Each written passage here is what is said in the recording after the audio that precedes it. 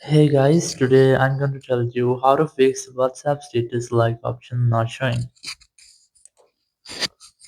If you are using WhatsApp and you're facing the issue that your status like option is not showing, so let's see some possible fixes for this. So the very first thing you just have to try to update your app because status like option is the latest update. So you just have to try to open your App Store or Play Store and here just go for search and simply search for WhatsApp and you just have to make sure that you're on the latest version of WhatsApp. You haven't even updated.